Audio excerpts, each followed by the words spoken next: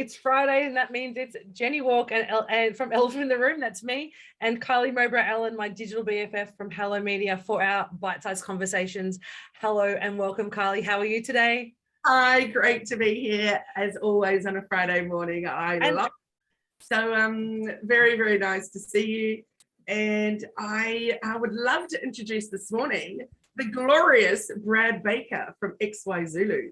And he's a fantastic man that I've been working with for nearly 15 years. So I'm going to share more about that soon. But welcome, Brad. Thanks for joining us and being our VIP guest. Thanks very much for having me. We'll see what we can do. Awesome. This morning. Awesome. Okay, so Brad, XY Zulu, can you just tell us a little bit about what it is that you do and what services you offer? Well, primarily our name's related to hosting. However, there's a million hosts on the internet. So we try to stand out by providing a different service to people, a lot more personal service, and obviously a lot more higher caliber with regard to performance and security. But we offer all the services that hosts offer, but yeah, in a different way.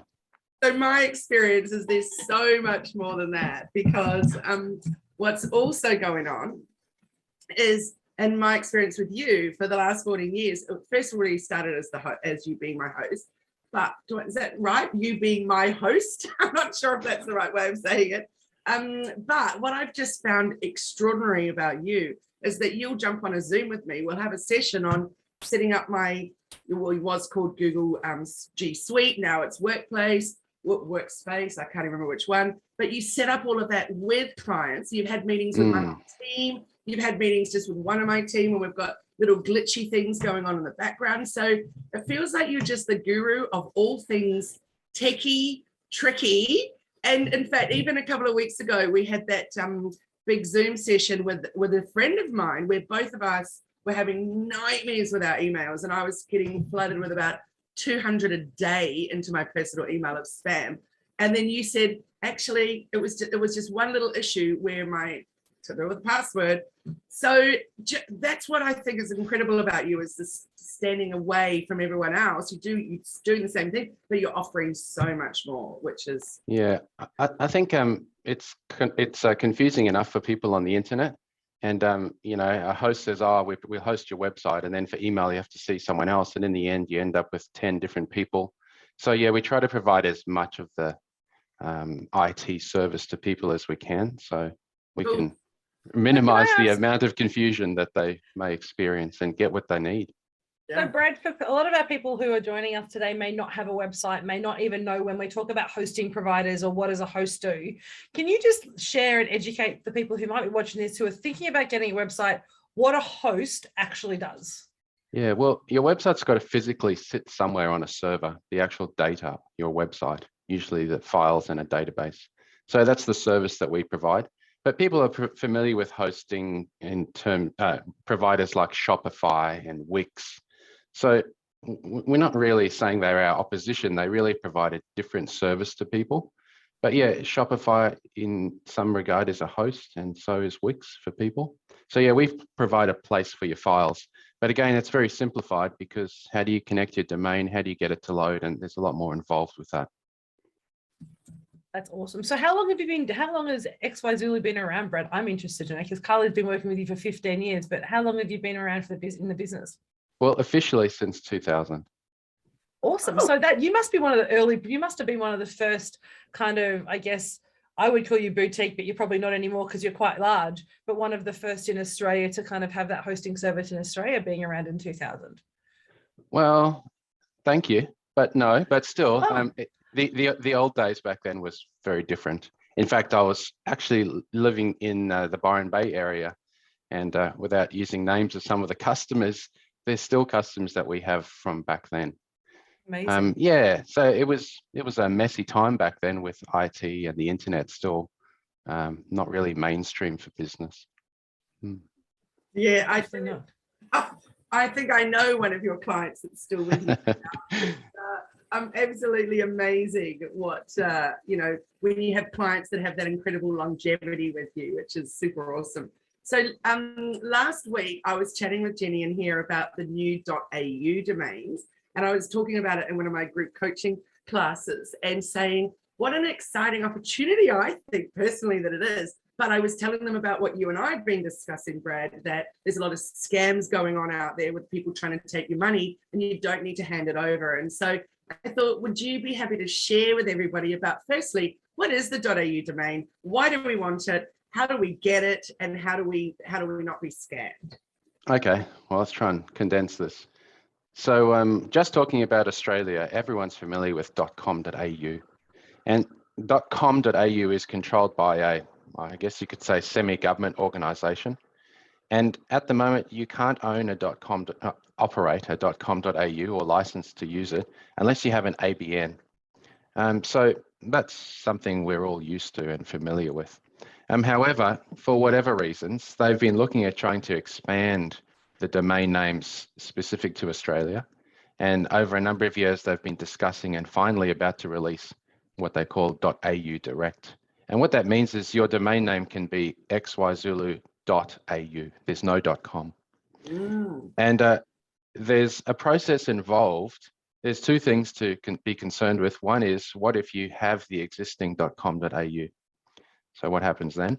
And number two, let's say you want the bigbluedog.au. It doesn't exist yet. How do you go about getting it? So 24th of March this year, the .au domain registration opens.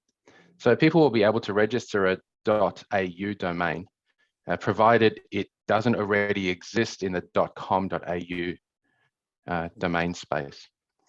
But there is a process even now where you can check to see if the .au is currently reserved for you, because they are going to reserve the .au equivalent of all .com.au registered domains before 2018 that are still current and have a valid ABN. Sorry, a bit of a mouthful. But yes, what that means is from the 24th of March, if you own the bigbluedog.com.au and have owned that for a number of years and it's still registered to a legal active ABN, the .au equivalent is currently reserved for you. But there's a lot of scams going around because people are offering wonderful discount prices and they're not so discount. But the truth is the cost of these .au domains will be the same. And just finally about this, why it perhaps is exciting, time will tell how it works out. But whilst .au domains are connected to an Australian entity, they don't have as much of the red tape ABN stuff attached to it.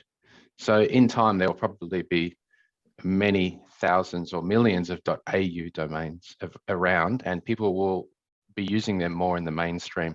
Why would you want it? Well, sometimes maybe you don't have a company and you just think .au would be better than a .com.au, but also it's a lot shorter, even though it's three letters and a dot. So yeah, people can visit your domain or email you just at domain.au. Well, thank you, Brad. And a prime example of who it'll be perfect for is our very own lovely Jenni, because Jenni's is elephantintheroom.com. But really, if she could be elephantintheroom.au, hello, that's beautiful. It's perfect because it means all my socials and my website will align themselves to each other and I won't have to try and spell my current URL to anyone anymore. It'll just be Elephant in the Room AU either on all the platforms as well as my domain, which I'm very excited about. But I've actually just got a client at the moment who is just starting a business. And even for them, we were talking about how they want to set up, and for their Instagram profile, they got their Insta profile name with .au is actually, so their business name, it hasn't been launched, so I can't say, so business.au now. So now when they have the website, so we've actually registered their domain at the moment with .com.au, so we can have that reserved and make sure that we can get the .au version when it goes live. Yeah, and there is a lot of potential there, and I think initially people will probably register the .com.au and the .au, so that's just how it is. But time will just tell how these things have worked out. There's lots of domain extensions that people are unaware of, such as the one Kylie uses, .team. That's a valid domain. You don't need a .com or .au on the end of it, just .team. There's actually hundreds of them. So .au is just going to be another one of these, but it's more exciting for Australian people, I guess. I used to be doing this blog with a friend, and it was just a fun thing. And our domain was winechicks.cool. We loved it. We never really did much with it, but we thought it was great. So I'm not sure why more people haven't picked up on those interesting dot somethings. Why do you think that is, Brad? Yeah, I don't know. Well, when you go down to the shop, who pays with a card now? You usually use your phone or your watch, and yet they say, do you want to pay with a card? So some things are stuck in the culture or the brains of people, and sometimes that restricts change and how quickly it happens. And Yes. sometimes when you give someone your email address, they say, is that .com.au? And you say, no, it's just .team. And the secretary is a bit stumped, like, how is that even legal? So yeah, there's a little bit of an education part of it involved, but if more people use it, people will get used to it.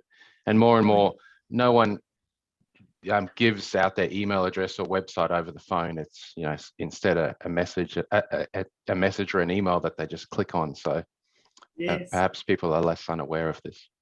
I still have people that send me a message saying, I've been trying to email you and it keeps coming back undelivered to your .com.au address. And I'm like, I've never had a .com.au.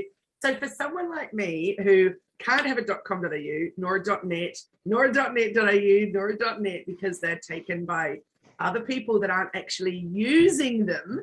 So they just sit there, have them but don't use them. So that means, am I correct, that I cannot register the .au for at least 6 months because it will be held in reserve for the ABN holder of the .com.au. Is that right? That's correct, yes. And if they don't register it, you can have it after that. But Right. when registration of .au opens, you may find a variation of your domain name is available that's not currently reserved. Yeah. So there is a process involved too if there's not a dispute, but there is a process to resolve an issue if you registered your .com.au after 2018 and another company wants it. Yeah, it should be nice and well organized, I imagine. But yeah, you will have to wait 6 months if you can see a .au is currently reserved. There is a tool available on the AUDA website that you can actually check if that's the case. Oh, cool. Thank you. So if you could share the link with us at some point, that would be awesome. And we'll share it with everyone. So sure, so in this chat. Yeah, saying, I'm wondering if .au will be beneficial for a global business instead of .com. What do you think about that? Well, yes, it could be. But having .au is telling the world that at least you've got some connection to Australia, but people are fine with that. And I think more outside Australia is more accepting or have progressed a bit faster with accepting domain names that are not .com.au. So people outside of Australia will probably not get stumped by that. And there are other countries already that have adopted it, haven't they? The dot country. Yes, there's plenty, and there's many country extensions dot whatever that have turned into a bigger market for the country as well, because they I can think of some examples that have a better sound to them, so people are able to register them and use them for different things. There's another question in the chat, Brad, from Sophie, that says we have a .love as her domain name, but I'm having issues authenticating with Google and Mailerlite. So have you had issues of that nature when you have a different .team or .coach or something like .love having issues with authenticating? No, none at all. Not if you do the right configuration, you won't have issues. So maybe, Sophia, you might want to reach out to Brad and have a chat about why you're having those challenges, because I think that's the thing, isn't it? When we have issues where it's not getting through servers, or it's not getting, we're getting bounce backs, or people aren't allowing your access, it is because the configuration isn't right. Yeah, if it's a domain name that's accepted by the world body as a mainstream domain extension, you'll have no trouble. All the main companies will support that, accept email and so on. There can be little issues that happen, but we can resolve these always technically. Some domains have requirements now in a good way. It requires a certain level of security before these providers will accept email from them, for example, which is a great thing. We wish we could do it with the .coms and .aus. But yeah, so perhaps something like that is involved. We'll put all your details so that everybody can get in touch with you, Brad, and book a Zoom session and get their little techie issues sorted out and find out a bit more about what they need to with their domains. And I'm wondering, often it's asked of me, what do you think about having more than one domain and having it point to your website? I always say the same thing, which is, I know someone from many years ago now that only ever bought the .com, because at the time she was just scraping it together just enough to start the business and didn't think she needed or had the extra funds to buy all the others and point them, etc. Then she got extremely successful, super famous, and someone else bought all the other domains up, basically copied her whole website, did a very similar business name, and created massive havoc. And it cost her a huge amount of money fighting it in the long run. So that's always been my experience that I share. But what's your thoughts on a really professional basis of what do you think about having those extra domains and pointing them? Well, people may disagree with me too, and that's also okay. I think if your business is very Australian focused and unlikely to need the .com, you know, the .com.au might be enough for you. And now we're talking about the .au. But like you said, you just need to think, what if someone else had my .com? Would that cause a problem? And in some cases it won't. It really depends on the business. But that being said, it's a small cost if the .com is available just to register it as well. So I have a lot of customers who will register the .com and then the .com.au. Time will tell, will they register the .au as well? Well, we'll have to see. I'm not really pushing it, but I will certainly float that to people because it's something else to keep in mind. But yeah, where do you stop? How many domains do you end up with? But that being said, you know, Google and the search engines are smart too, so they know who started it first. But yeah, if sometimes a few dollars up front can just save you hassle in the future. But you do need to run your business from just one of them. I actually give the same advice. I think, Kylie, you and I've done that since I started. And I think when I did the check of mine, when I hadn't even started my business, but I said I need to register all the variants that I possibly can because I don't want someone else coming up with the same idea. And there is actually one other person in the world that has the same business name in the US, but it's an education base and their website is incredibly long. But it is that challenge, isn't it, about saying at what point? I think we've got 10 variants of our name just because it's far more popular than we expected globally. But it does change. I guess it is that kind of setting up for long-term success rather than having to go, well, what do we do if someone else does take our name and are competing with us in the market? Yeah, it's true. Yeah, there's no clear answer, but yeah, you can give people some directions. But you know, content is king still with Google, so get your content out there. For some people, it's reassuring to see a .com.au for some of your customers because they can actually do a lookup and see the ABN that it's connected to, and then they can search the ABN, you are a real entity, and so that may instill some trust. But yeah, the .com domain space is a bit of Wild West. Yeah, you're unlikely to be able to claim a .com domain. Even if you have some claim to it, it will take 5-10 years for people to get these. Whereas a .com.au is a lot more local in Australia, and if there is some dispute, you'll probably be able to settle that a little bit faster. But yeah, no one wants to be involved with anything like that. Brad, let's have a little chat about passwords, because that was my most recent session with you, was dealing with the password issue. So I've always prided myself on, we have this for our whole team, every January we go through and change every single password in our whole LastPass thing, just as a little precautionary measures. Of course, when you read up about how often should you change a password, it literally says monthly. That's a little bit much for me. But then I had this total debacle happen, which is when you and I had to jump on our Zoom and deal with it. And thank goodness you were able to make magic happen. And that was really interesting for me because I thought I was being so good with my passwords. Then I realized, yes, on a business sense, I am.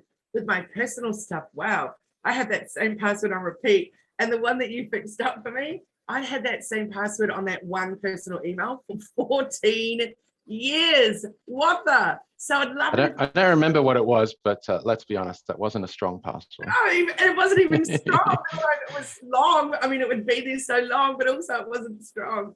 So what are your thoughts around passwords? What kind of tips can you share with people? Well, this is nothing you can't read somewhere else. You shouldn't reuse the password. So if you use one password with this particular website or your email or whatever, Commonwealth Bank, you shouldn't use that same password anywhere else. So just digest that. So that's not the only thing, but that's a big thing. And most people will leave the room when they hear that because they say, I can't do that. Yeah. And then next, your passwords need to be of sufficient length and strength to not be dictionary guessed, if you know what I mean. So yeah, if you want a unique password on every single website you use, how many have you got? I don't know, must have thousands. You're going to have to use a password manager. So there you go, use a unique password on each website, and you're going to need to use a password manager. There is a number of reputable and good ones around. 1Password, LastPassword are two very well-known ones, but there are others in the market too, Dashlane, and there's still some around. So yeah, there's some brief tips. How do we know that we can, like Jenni and I, excuse me, use LastPass, both of us. I used 1Password before, which was a disaster because I didn't have my master key down somewhere. And so therefore I got locked out of it permanently. No matter how much I tried to prove to them that it was me, they didn't care. They were just like, done. Actually, they can't help you because the data is encrypted with that key, so they can't even access your passwords. And that was kind of frustrating. So I learned. Yeah, it was, but actually it's a good thing, not for you. Absolutely. Yeah. It was definitely a good thing. And actually LastPass is the same. They can't help you if you forget your master password because it's an encryption key is based on that. So yes, that would be very frustrating. But sorry, get to your, maybe you were leading to a question. Yeah, so the most impressive thing was with LastPass, though, is right with the beginning of setting up with them, they just hammer down to you, take this master key and put it somewhere. Whereas 1Password didn't, they just assumed you were doing that. And so that was my experience of the two different. And I've actually had far more enjoyment out of LastPass and using it with our team, and also have a family vault set up on there and all that. So, but how do we know for sure that, except obviously that happened to me and they couldn't even get me back in. So that made me realize, yes, it's very good, but how do other people actually trust that they've not got access to all our passwords? Yeah, well, we're all trusting someone, whether we know it or not. You're trusting your internet provider, whether you know it or not. And it's not that they're actively tracking you, but it's possible your internet provider can get information on the websites you visit. So we've got to trust someone. LastPass and 1Password, and there's others. I guess we trust them because of their user base. And some of them have also allowed third parties to examine their infrastructure and provided reports, if you really want to dig into that, to see the kinds of security that they have. But yeah, all of these places work on the proviso that they don't, whilst they hold your data, it's stored in an encrypted form, unreadable to them. And it's only with your master password that that data is accessible. But yeah, I understand your experience. I use 1Pass, LastPass, and some of the others too. 1Pass at the moment, I think they've definitely improved in that area. And now they actually provide you a sheet of paper. Well, it's not paper, it's a PDF, where they don't print your master password because they don't know it, but they give you a space to put in your master password. And also they provide another key that can be used to access your data.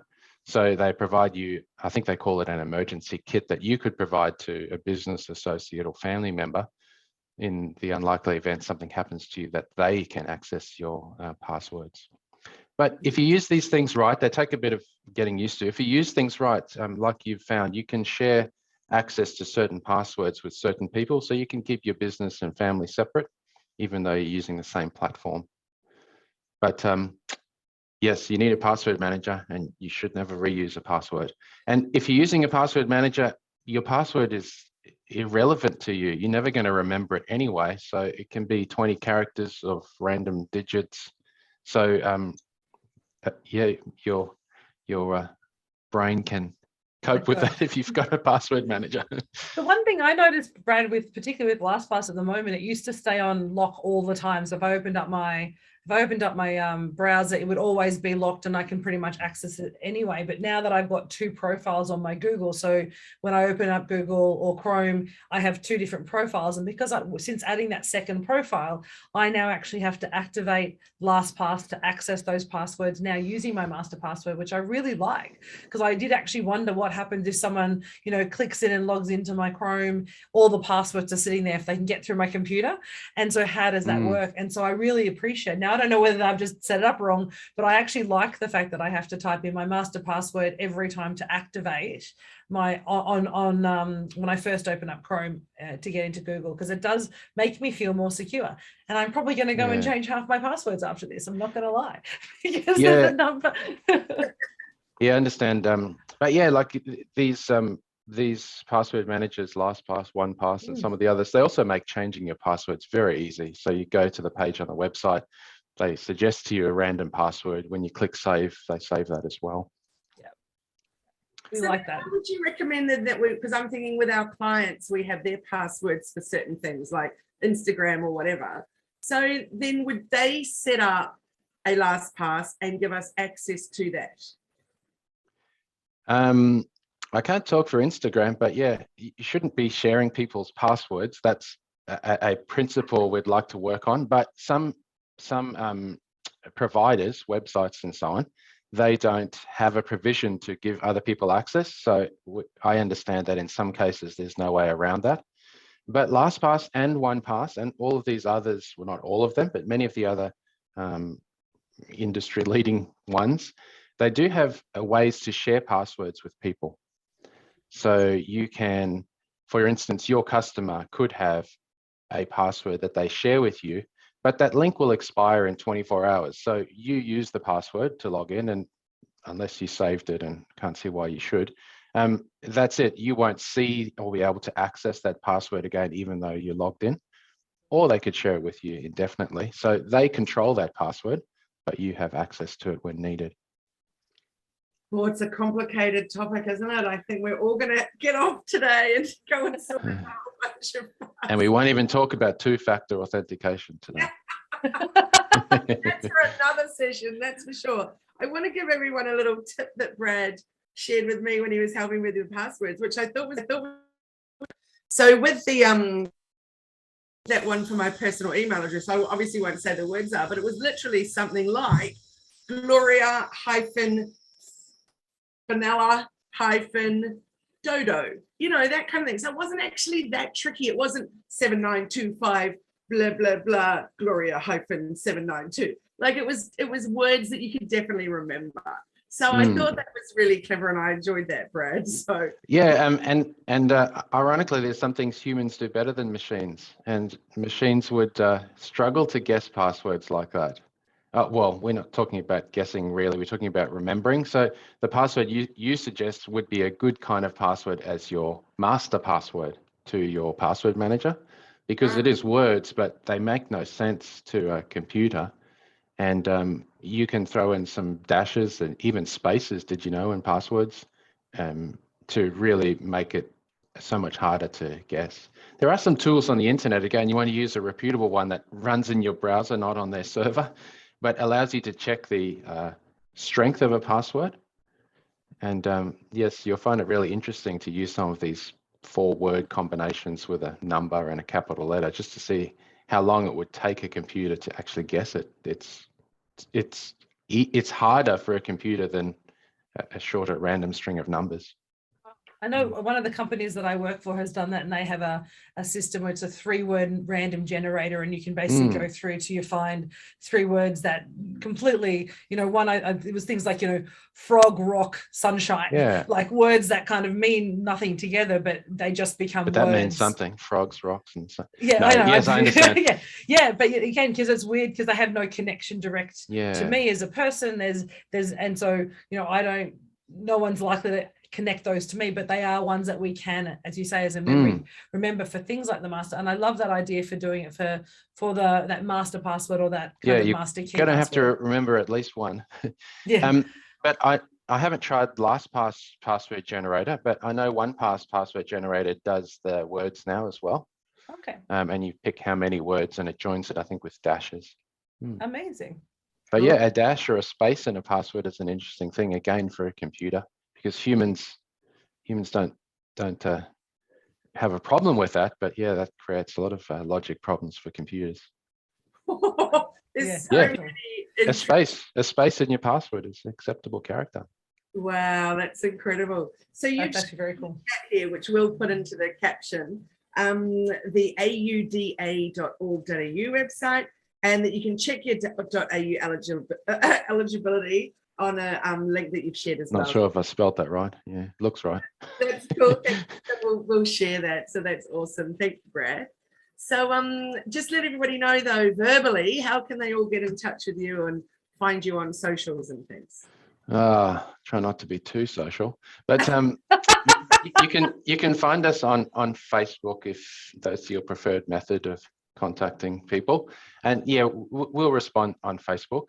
But an email is really the best thing for us. But if you find our website xyzuluhosting.com, you'll find a contact form there to send us a message, and we're happy to get in touch with people on the phone or on a video call to discuss sort of their custom requirements. Yeah, so hopefully that's enough ways to get in touch, or you can ask Kylie and she can remind you my email address. We'll put it in the caption, but can you just let everyone know, because I think it's a brilliant business name, how did you come up with XY Zulu? Yeah, no one's asked me that for a long time. Well, back in the day, it was probably 1999.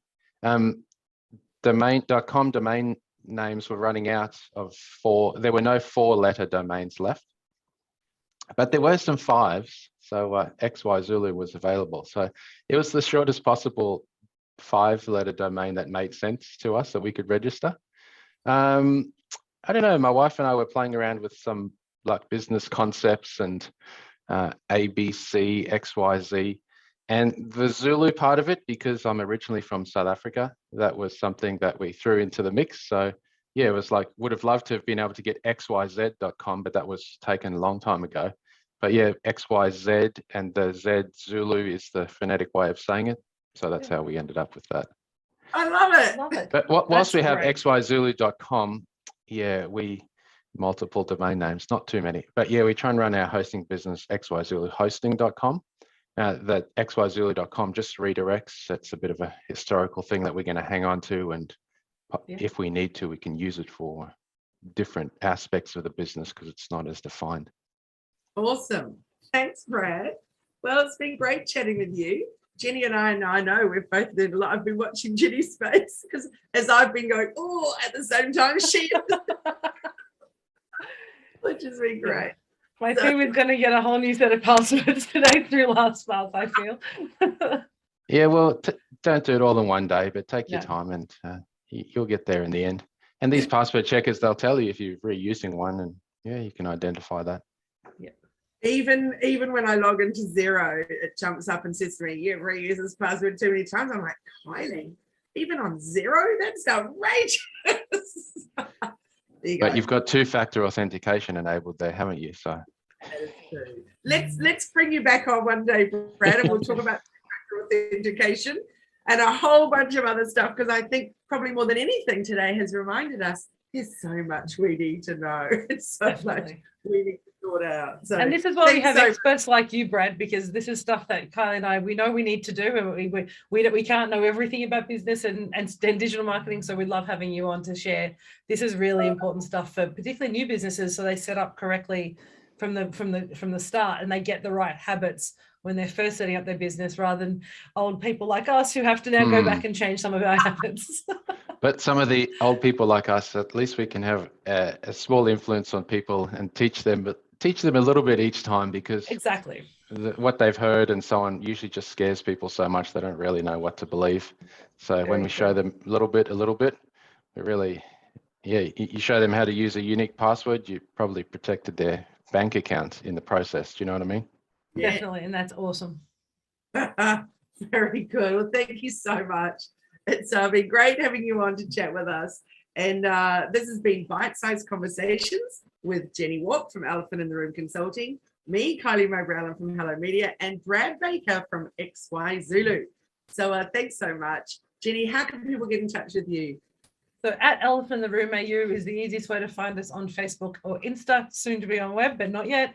So at Elephant in the Room, reach out to us there. You can find it all our all our other connections, like our webpage, but that's where we like to hang out. And how about you, Kylie? HelloMedia.team on all the places. So I look forward to connecting with you all very soon. We're going to stop the recording now, and we're going to do our 15 minutes of Q&A fabulousness. For those of you that are in the Zoom room, if you're not in here already, then make sure you jump in. We'll stop the recording, stop the live, and we're going to let everybody ask their questions to Brad in private or to Jenni and I. So thanks so much, everyone. See you next time. See you soon. Bye.